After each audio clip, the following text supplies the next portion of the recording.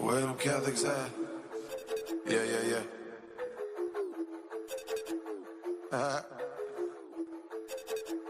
Yo, where them Catholics at? Man, what's the matter with these bishops? And welcome back, everybody. It's the Catholic Convert Show. Did not have an opportunity to grace you on a beautiful Monday because I had stuff to do. They don't pay me enough to not do stuff. Wait a minute, that just means I don't pay myself. Shows you how much Ed's making on his salary. But we're back and giving it to you the good old Catholic fashion today. Ed, I missed you, buddy. It's been 3 days since we've talked. I don't know how you made it through. I barely did. I was lamenting the entire time. I'm surprised that you're even talking to me, though, because yesterday I did. I made an appearance on the Uncharted Man show, which is with Craig and Jonah. I'm not even going to try to pronounce Craig's name. It's like Onan. Onan. I don't know. Nobody knows. I'm not going to try to do that. But he was asking about this show. Yeah. Why'd you start doing it? How long are you going to be doing it? Do you think you're going to be doing it for the foreseeable future? And the answer was pretty simple, and we've talked about it on the show before. Mm-hmm. We had something to say and brought you on, as the executive producer, co-host fella, because you're a cradle Catholic. You grew up Byzantine Catholic. Mm-hmm. I still smell like chrism over here, coming out brand new into the Catholic Church. And so I think it offers a fairly interesting dynamic because there's perspectives that I have coming in just from what I see, because sometimes you don't even see the forest because you're already in the middle of the trees. Exactly. And sometimes I don't know where the forest is.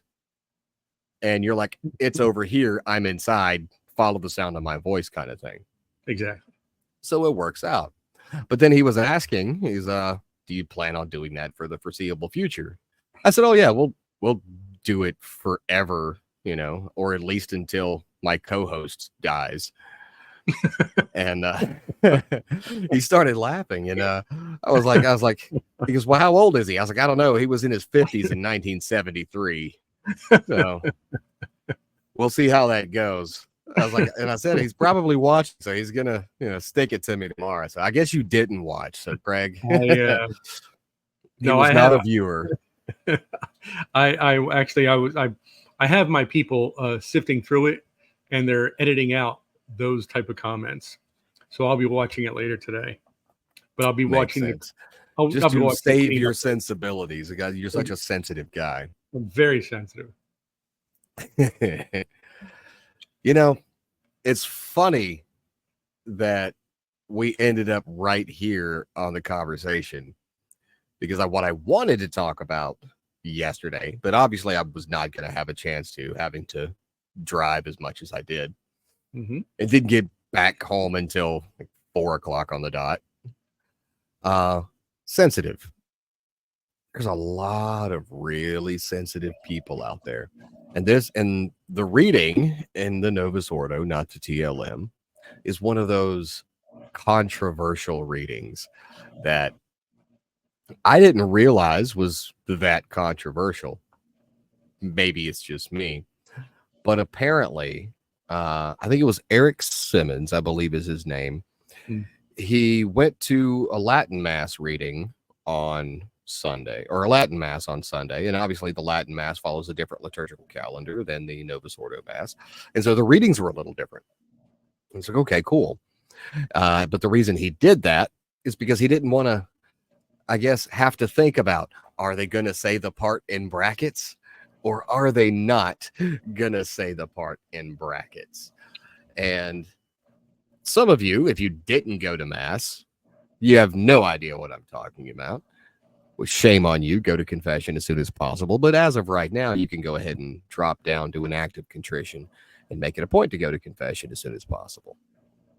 But most of you watching, listening, know exactly what I'm talking about. And hey, are they going to say it? Did they say it? I don't know. Did they say it at your parish, or did they skip over it if you went to a Novus Ordo Mass? But it's Ephesians, good old chapter 5, good old verse 21 through 25. Be subject to one another in the fear of Christ.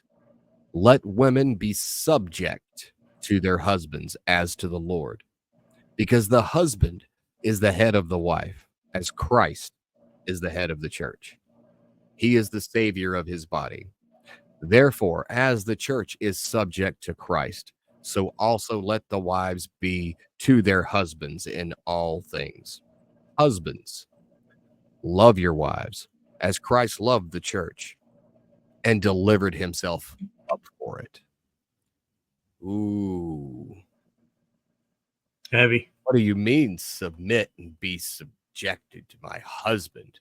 That's exactly what it says. That was the Dewey Rames translation, but it's still written in English, right? And what's funny is during the homily on Sunday, which is an awesome 29-minute long homily. And you know how I feel about homilies if they get too long. It's like, oh yeah, it was 5 minutes. It should have been 90 seconds. But not when Father Smith, my parish priest, gets up there. I attended a Latin Mass class this past Saturday. It's supposed to be 2 hours. Ended up being 2.5 hours. And I'm like, wait, I know there's more. Keep going. But no, we sat through all of it. And during that homily, he points out, there was a woman that came up to me, and these are his words. There was a woman that came up to me right after the 8 a.m. Mass, and she said, Father, I really hate that word. I don't like that reading. And he said, well, yeah, following Christ is hard. You don't have to like that word. You don't have to like that reading, but you do have to follow it. And proceeded on about his day because he had to get ready for the next Mass. And man, with what are we in now as far as the waves go? I think we're in like the 13th wave of hyperfeminism right now. somewhere in that ballpark. Somewhere in there. And wives must submit to their husbands. Yeesh. That's so hard to do. And you know what? I can completely agree. That's got to be hard to do because it feels antithetical to the human condition, right? But it's the same that we have in our faith. We submit to the will of Christ. Our Blessed Mother submitted to God's will. Let it be done according to your will. Yeah. I don't want to say in it, I will do whatever you ask. That's an extreme position to take for a husband or for a wife to her husband, wouldn't you say? Sure. Yeah. But I mean, see, this is the thing that gets me about this is that I think there's this massive misunderstanding. Obviously, if it's in the gospel and if it's meant for us to hear it, it's not something that should be controversial or upsetting. It's another one of those. They didn't know, mean it literally. This is my body. Yeah, he meant right? that metaphorically. But you know what it makes me think about is that what did Spider-Man's uncle say to him? He said, "With great power comes great responsibility." Look and at you all cultured and modern pop culture. That's culture. So yeah, I get my culture from Marvel Comics, but that and Bugs Bunny, of course. But so it's not that men are just given this dominion to just order women around and do whatever they say. There's yes, men make decisions that need to be made, but there is thought and prayer and study and everything else that goes into that. You know what I mean? It's not the way people are reading it, that a guy can just walk into wake his wife up at 4 a.m. and say, go make me a turkey pot pie. That's not what this reading is all about. Why would that be the thing you want to eat at 4 a.m.? Not me per se. Okay, all right. We're gonna move on now. That was a terrible example from Ed. No. But that from the record. That's a reference. It's a reference to another movie. For those of you who know what movie it is, put it down in the comments, and you'll win a prize. But you know what I'm saying. It's not that reading is not licensed for every man to just go ordering his wife around. No, but they are instructions. And they are, but the reason I read the Dewey Rames version, and this is exactly what you're talking about. Mm-hmm. In Ephesians 5:21, it says, being subject one to another. Exactly. In the fear of Christ. Now, that doesn't mean husbands are submitting to their wives. The wives are submitting to their husbands. The husbands have an even harder deal, because women stop reading or they get angry. Not all women, but the ones who get angry, they get angry before they finish, where it says, husbands, love your wives as Christ also loved the church and delivered himself up for it. Now, this reminds me of a story that Father Richards told when he was attending a wedding for someone who was in his parish, and that person happened to be, actually it was both of them, the bride and the groom were members of the U.S. Secret Service, and they were getting married to one another. Who was in attendance at that wedding? Hillary Clinton. Oh boy. So Larry Richard gets up there, and guess what he reads? Ephesians 5. Which should be read at every wedding, right? And he gets up there and he's like, you better believe that I said wives must submit to their husbands when I was doing the reading. I didn't leave it out just because old Hillary was over there staring at me. He goes, but he had while he was talking and doing the reading, he stopped to talk to the bride and to the groom. And he looked at the young bride and he said, do you believe that it means exactly what it says? And she was like, kind of uncomfortable, right? She's like, not really. Well, it does. And then he looked over at the groom and he said, you're not off the hook.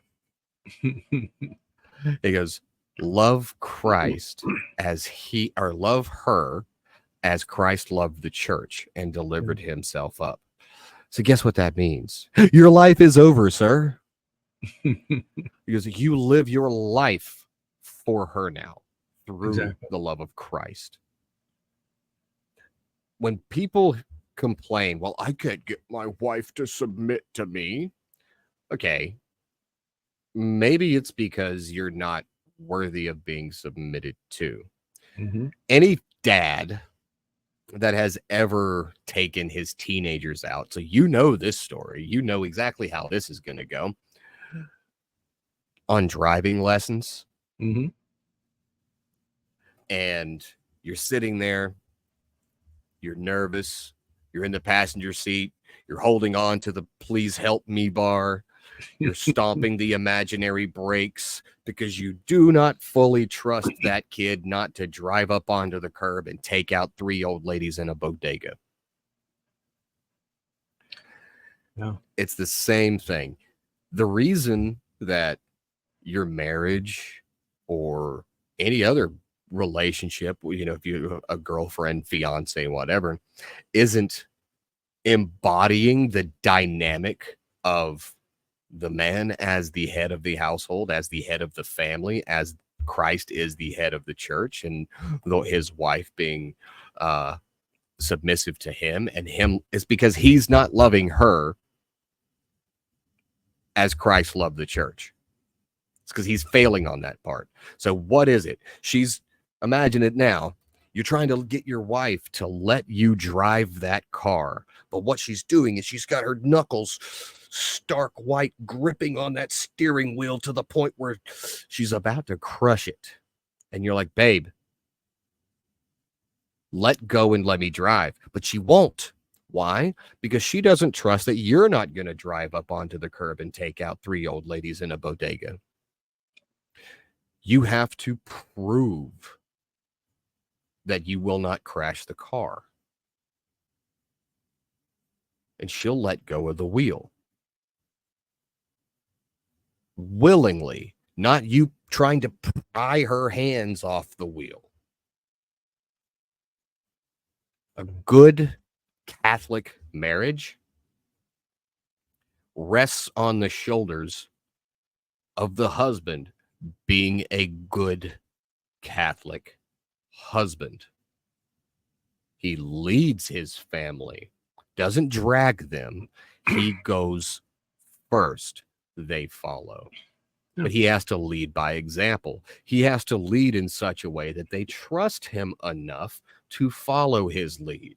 And that means if you've got a terrible track record like yours truly used to have, it's going to take a while to turn that around. Sure. Yeah. But this idea of, I think you were already going where I wanted this to go. So I'm going to lob the ball back over to you.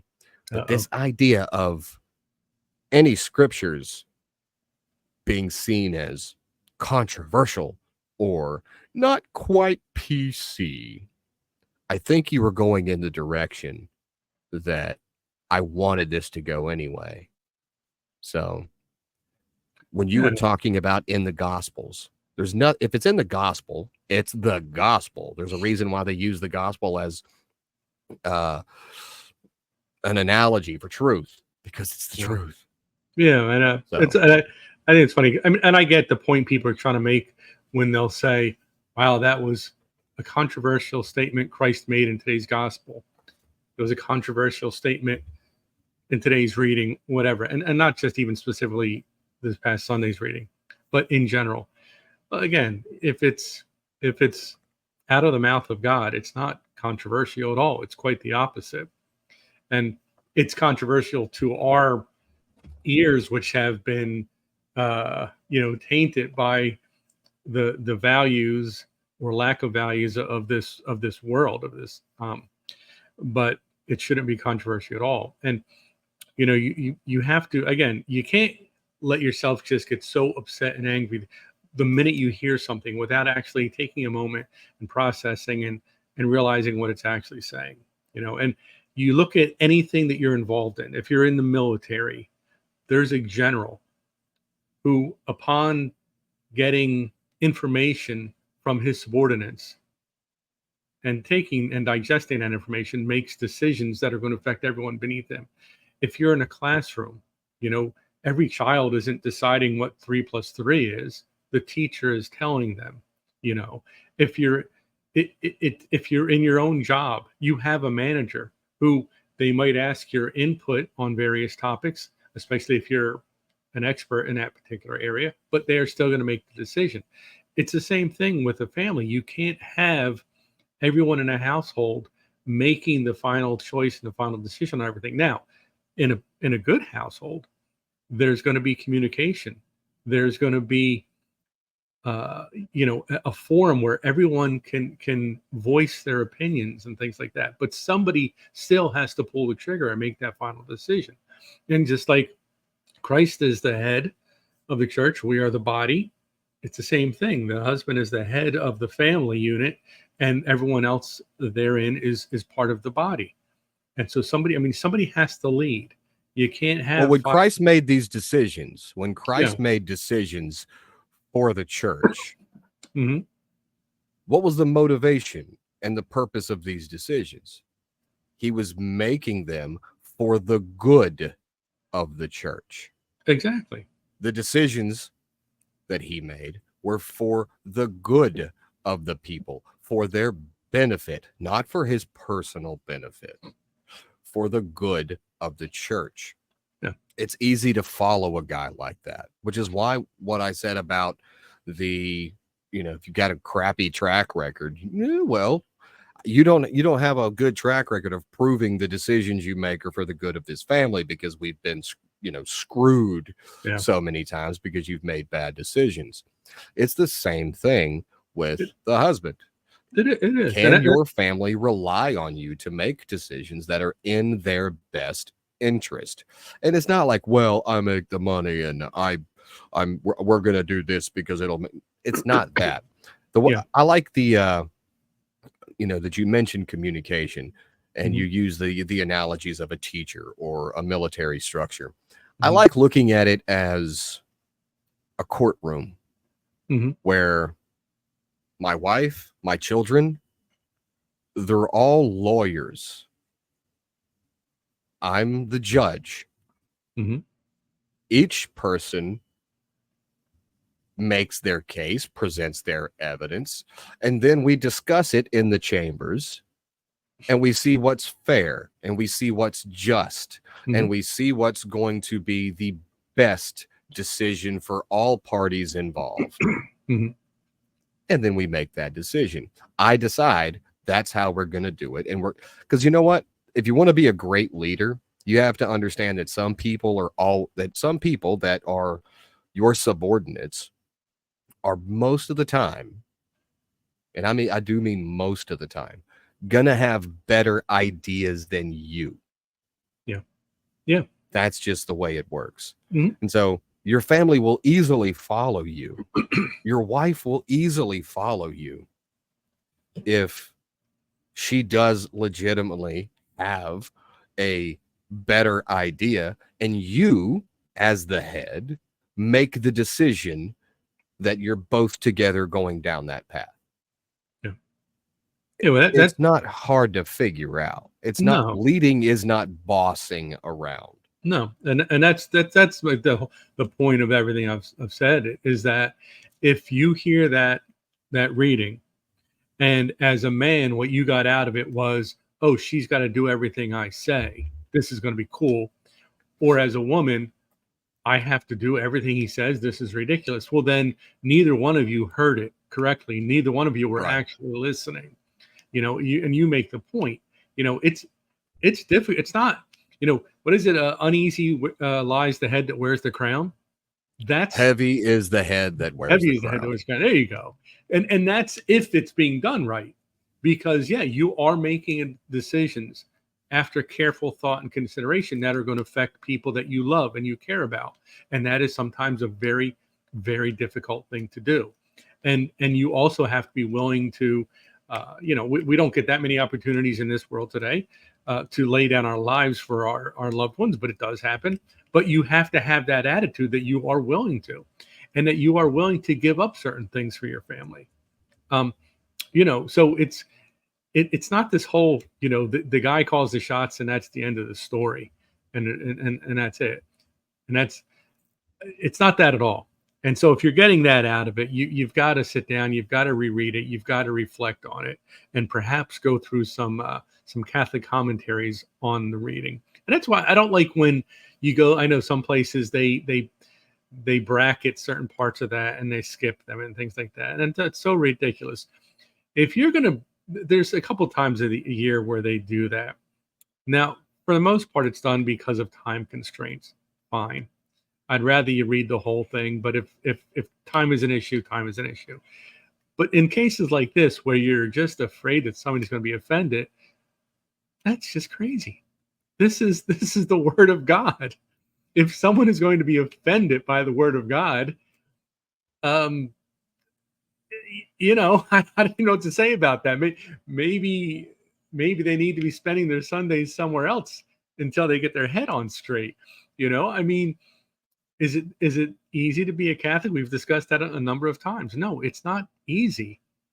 It's hard. It's supposed to be hard. It's not supposed to be that life is a big old field of tulips and lollipops, and then you go to heaven.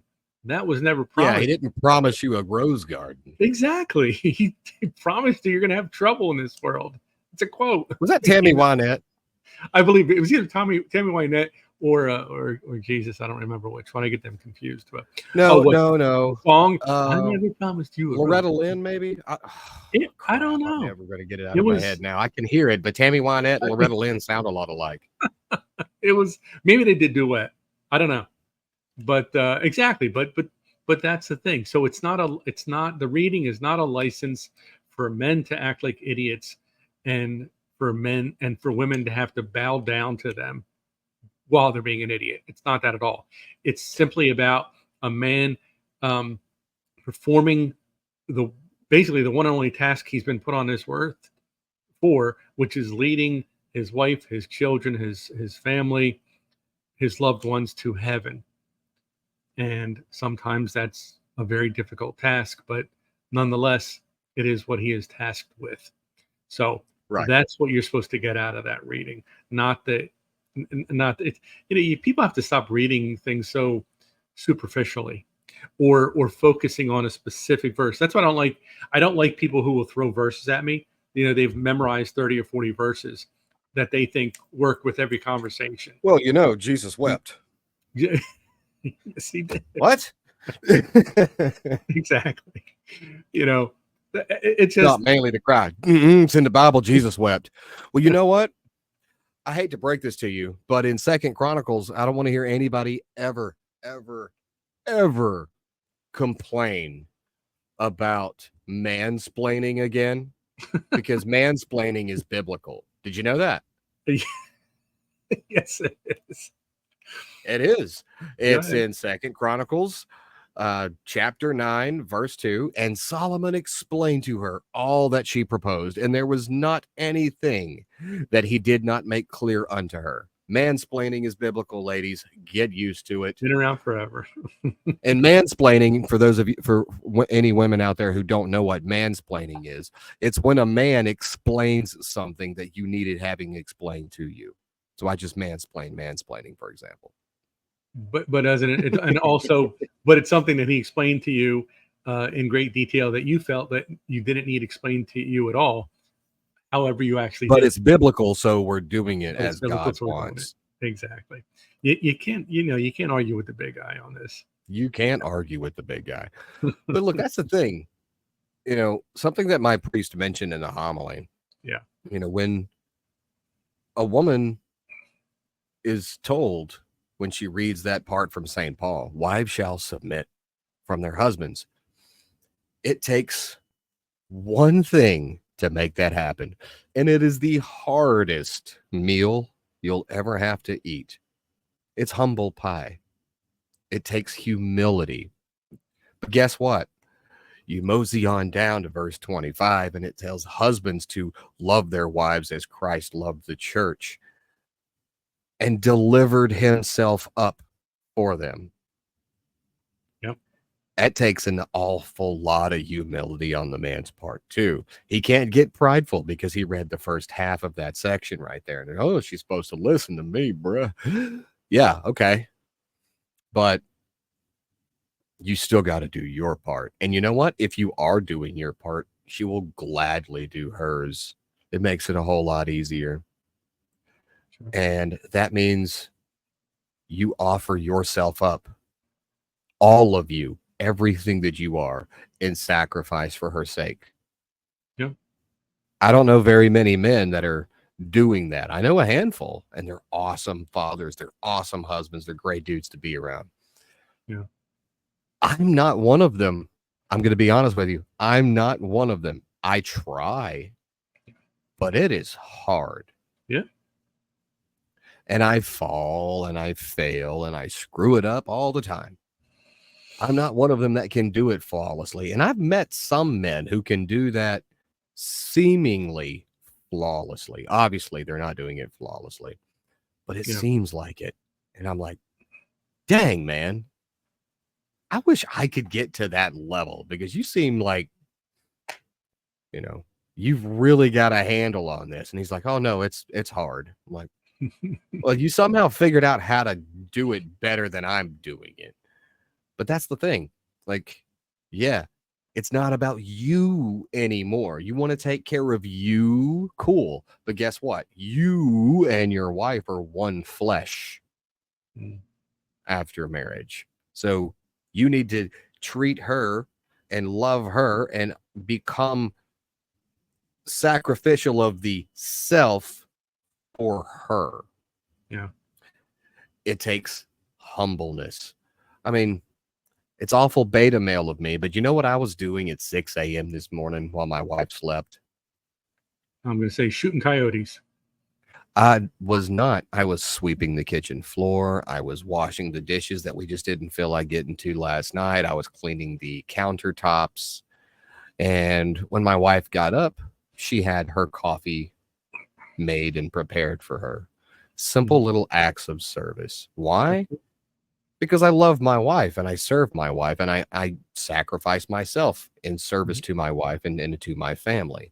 You know what I would have rather been doing? Sleeping. Chilling, drink, no, not sleeping. My body won't let me sleep past 5. Yeah. I wouldn't have minded just sitting there with my feet kicked up, having a smoke and a cup of coffee. But I did those things. Mhm. And you know what? My wife, just prior to us hopping on this show, no prompting, no asking, she comes in here and she's like, here, I made these for you. And I've got like homemade egg and chorizo burritos. Nice. Awesome.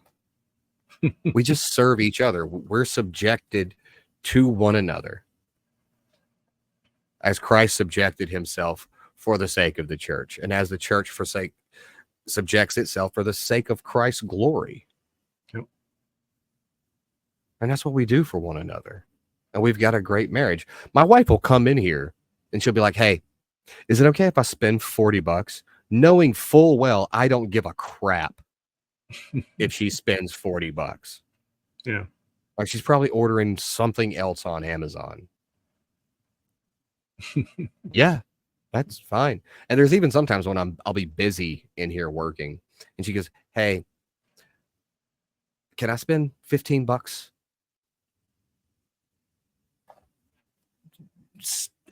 I'm working. I don't care. You're grown. That's like the first thing when I'm frustrated and I'm busy doing work, right? But it's not because she doesn't do it because she needs my permission. No. She does it because she respects me.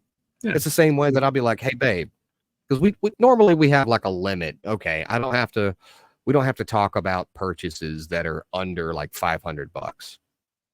Okay, you want to spend more than that, we need to have a conversation and fit that into the budget. But I'm like, I wanted to buy more, I don't know, coins or lives on Candy Crush. I don't need to go have a conversation with my wife. Can I spend 99 cents? I don't have to do that. And she doesn't have to do the same either. She'll let me know, hey, I bought me some more, I don't know, lives on Candy Crush or Matchup or whatever it is. Cool. Okay. I mean, I just know, but then I forget because it's not really that important. But she'll come and she'll ask me, can I spend, $40? I want to order this and this and this. Yeah, sure. That's fine. You sure? Yeah, it's fine. Okay, cool. Then she goes and does it. Not because she needs my permission, because she's literally got the debit card in her purse. Like, I don't even have the debit card. I just use tap to pay on my phone because I don't like carrying cards. But she does it because it's a respect thing.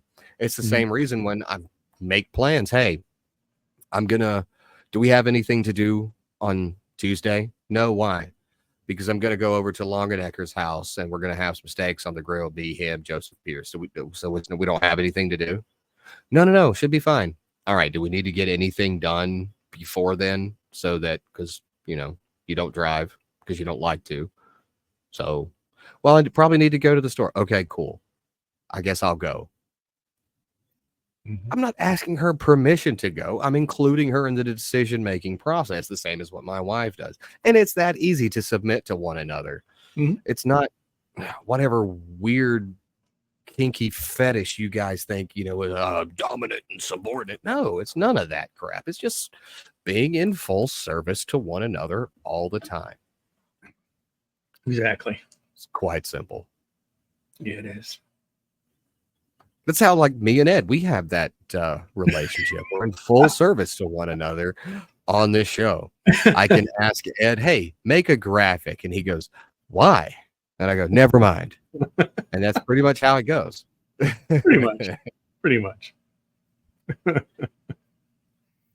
Well, with my duties as key grip, I'm not always at your beck and call, as we say.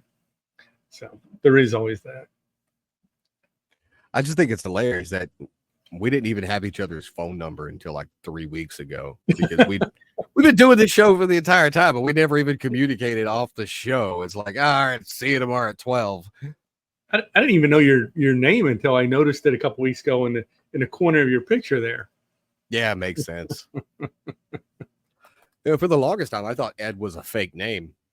Oh, it is. It is. It was like real name was like Dave or something Well, like no, that. it wouldn't be Dave.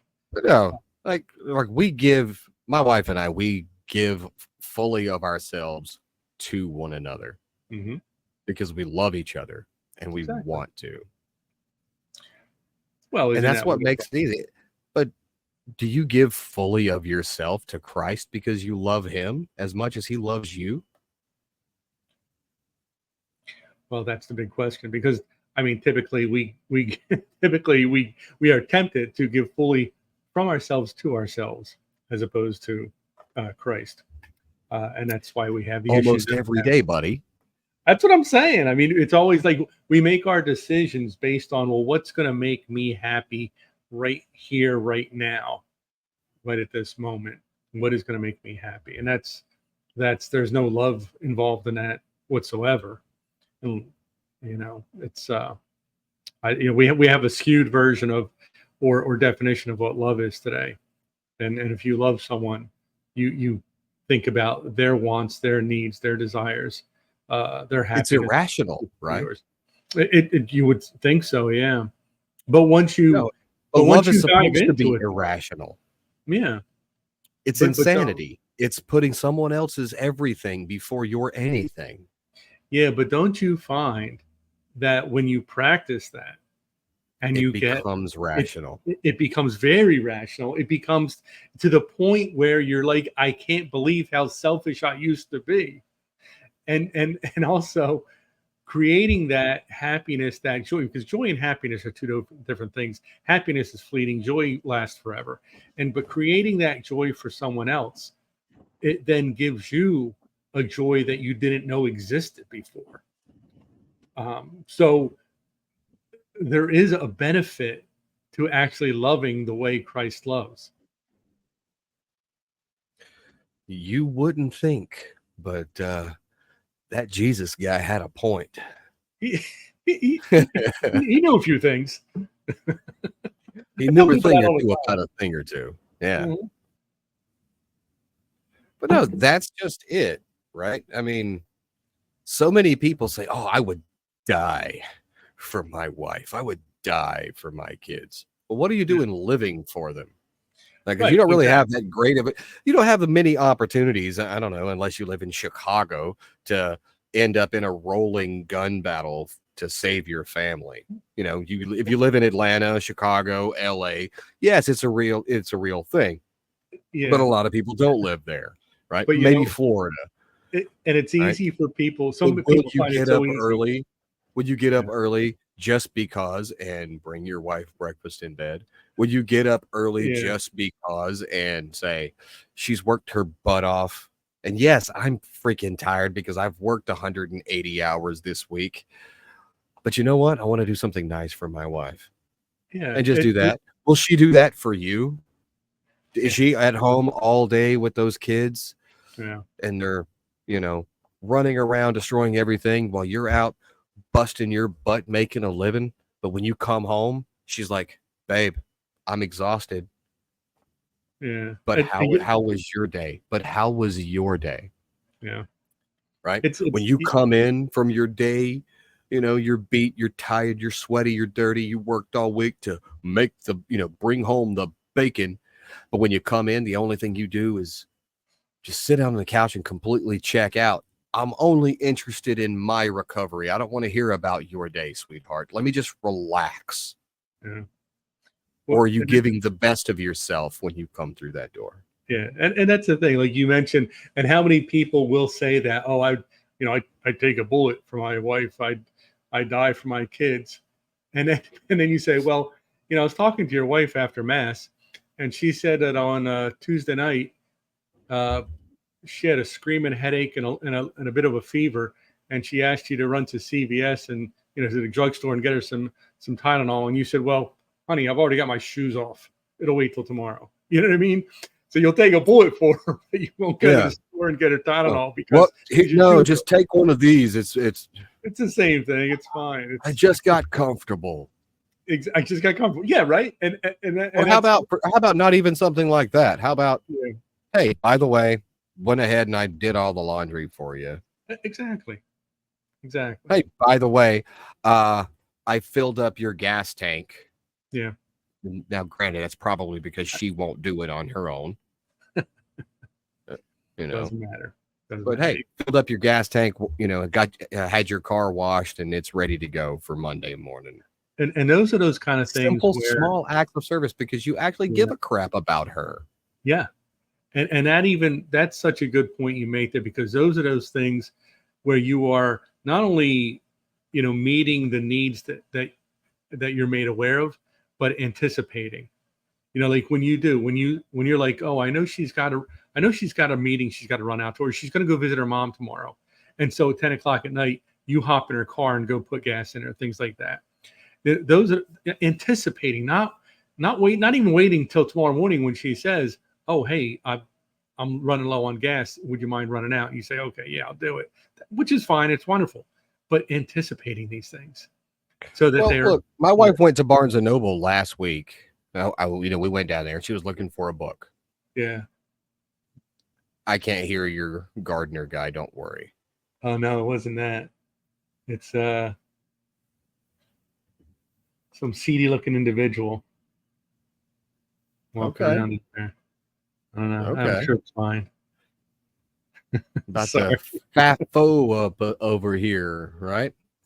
But no, like my wife went to Barnes and Noble and she was looking for a book. She couldn't find that book. She goes, I'll have to check back next week.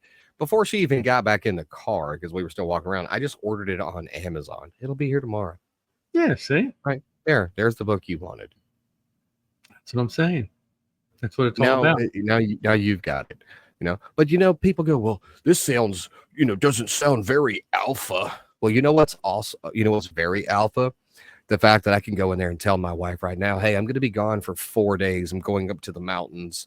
I'm going to spend about $1,000 out of the account. Going to the mountains for 4 days. Got this cabin with a bunch of guys, and we're going to go hang out for 4 days, about a 3.5, 4 hour drive away. But I'll be back Sunday. And she'll be like, cool, okay. And why would she be like that? Because whenever I want to take, it's easy when I've been doing nothing but giving. Yeah. People be like, well, I see so many guys. Well, I don't even get a chance to hang out with my buds. And okay, how much are you actually delivering in your relationship? Mm-hmm. Right? How much are you giving? Well, I work all day. So you're supposed to be more than just a paycheck, bro. Yeah. Like I said, when you walk through the door after the end of your shift and you sit down and your kids are like, daddy, daddy, daddy. And you're like, hold on, not right now. Daddy's tired. Let me just relax for a little bit. Or do you walk in there and you give your children the very best of you? Do you give your wife and your family and your kids the very best of you instead of just giving them what's left over? Yeah. Even if you're just tired, it's like those memes that you always see where the dad's like this and he's got like 1,000 arrows stuck in his back and each one's like financial stress, this and job, and he's looking down at his kid and he's like, that's an awesome finger painting, buddy. Yeah, it's literally that. Be that guy. Yeah. And if you be that guy and you're that kind of a leader, because leaders are servers. I got a good buddy of mine, John Rennie. He's a former, I think he just got his doctorate actually, but he's a former submarine officer in the U.S. Navy. And he's got a podcast. It's on leadership. I know I can't remember the exact name of it because he's got 3 books. It's like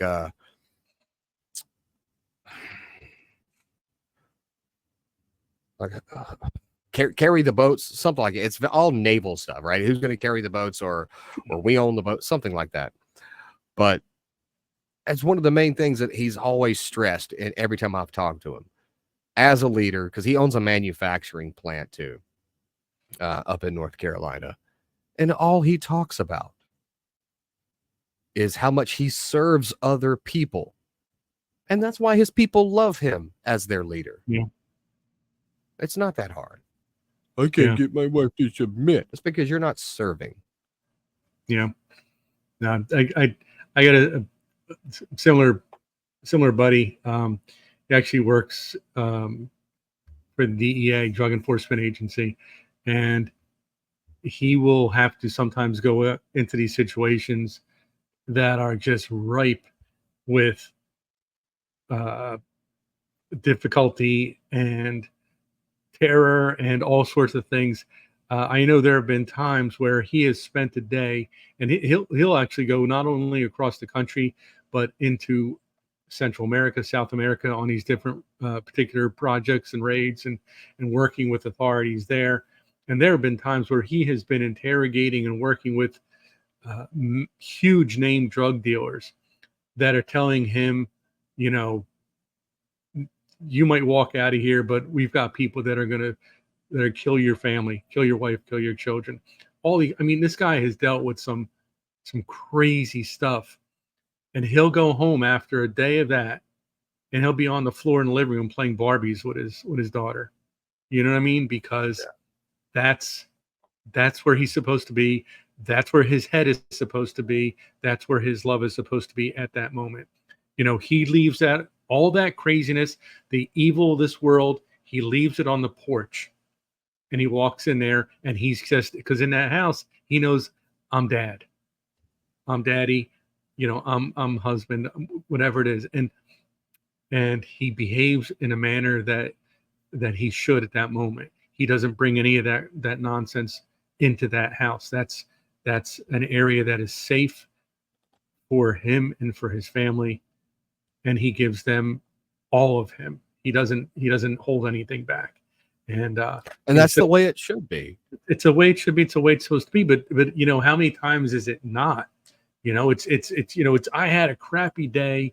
You know, I'm not going to deal with this right now. I'm not going to help you. I'm not going to clean up the dishes after dinner. I don't have time to play with our kid. I'm going out back. I'm going to have a brandy, and I'm just going to forget about my day. You know, that's what too many people do, as opposed to saying, no, that part of my day is over with. Now I'm dad again, you know, or whatever your role in that household happens to be. And 100%. I don't, you know, and is it sometimes difficult to do that? Sure it is. But again, you know, it's always difficult to do it. Yeah. But I do want to say that I finally broke down, and I'm going to add it as a banner to the bottom of the thing here. There's the website, johnsrennie.com. And the Deep Leadership Podcast. Okay. And his books are I Have the Watch, You Have the Watch, and All in the Same Boat. Okay. It's, all books on leadership. Can you tell this guy was a submarine officer in the U.S. Navy? Yeah, right. But no, you should. I didn't even plan on plugging in, but he was the first person that popped into my head when I'm thinking about leadership. Yeah. And someone who exemplifies what it means to lead, as far as serving other people. And yes, as a man, oh great, you die for your family. How about live for them, serve them, lead them? Lead isn't forcing. Lead is where they go. I want to go wherever he goes, because where you're going and the way you're going there is just mesmerizing to them. Yeah. Very simple. Now, because of the way this went, I'm gonna lose my crap right here. If what you brought today still ties in, it always ties in. It always ties in. No, because what are we talking about? We are talking about living your life authentically, living the life that Christ expects of you, and being willing to lay down your life regardless of the circumstances. And so what I brought for us today is actually, I went back to the first class relics. I brought a first class relic of Saint Peter Chanel. Hopefully I can get that so it doesn't glare too much. So a little bone fragment on the bottom of there of Saint Peter Chanel. Saint Peter Chanel, talk about like your alpha male. This is a guy who he became a priest in France in 1827. He was basically what we would call today like a diocesan priest. And but he had been reading all these stories of missionaries going out throughout the world. And he just wanted to be a part of that. He wanted to serve Christ in that way. So he actually became a member of the Society of Mary, otherwise known as the Marists. And he was sent to Oceania, to an island called Futuna, which is still there. It's kind of. I would hope the island's still there. Well, I mean, but I should say it's still called that. But it's kind of near. It's in Fiji in the Pacific. If you're trying to figure out where it is, and this is an island that no missionary had ever been to, and they were ruled by a king at the time. The king was Nialuki, and Saint Peter Chanel worked tirelessly to convert the folks of that island, and he was having tremendous success. So much so that he even converted the son and daughter of the king. Well, as you can imagine, that didn't sit well with the king. And the king had St. Peter Chanel arrested. He was tortured, and without a single word of complaint, out of true love, we're talking about love today and what you will do for Christ, for your family, for those whom are in your charge. He was executed and went to his execution happily because he knew what awaited him. Now, a few years later, 2 other missionaries were sent there and they continued his work. But because of the groundwork that was laid by St. Peter Chanel, to this very day, and Futuna is still ruled by a king, to this very day, 99% of the population is Catholic. And this guy, I think about it, he was 39 when he died. And I think this guy did 10,000 times more with 39 years than I've done with my so far 120. And I admire guys like this. These are guys that were the head of their community. These were the guys that they lived the kind of love that we were talking about with this weekend's reading. Where, yeah, okay, you're calling the shots, you're making decisions, you're leading people, but you're doing it out of a position of love and out of your desire to get them to where they need to be with their relationship with Christ. So St. Peter Chanel, what I would say is you left your homeland to proclaim Jesus, Savior of the world, to the peoples of Oceania. Guided by the Spirit of God, who is the strength of the gentle, you bore witness to love, even laying down your life. Grant that, like you, we may live our daily life in peace, in joy, and in fraternal love. May your prayer and example call forth from our midst many workers for the gospel, so that God's kingdom may reach to the ends of the earth. Amen. St. Peter Chanel, pray for us. That's awesome. But he's that guy, you know. We're what are we talking about today? We're talking about men leading by example, leading through love, putting themselves in harm's way, putting themselves in danger. You know, we joked about it. How many guys say, you know, I die for you. Well, this guy said it and he meant it. He lived it. He went to his eternal reward happily. Yeah. Like I said, you only die once, and living you do a lot of. Yeah. So living for others is infinitely more difficult. And so much more. It's infinitely more difficult. Yeah. But it's also infinitely more powerful. Absolutely. When it comes to displaying and embodying the kind of love that Christ has for us, for our wives, and for our children. Absolutely. Yeah. I'm gonna die for him. Oh, okay, great. You do that one time, bet you can't do it again. I'm gonna die for him, and hopefully it'll happen very quickly. I don't want much pain associated with it.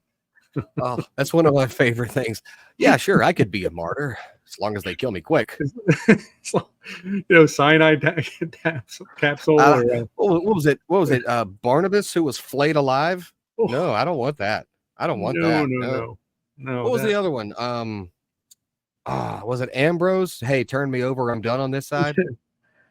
I don't remember who it was, but that's always wait. Wasn't it? Which one was that?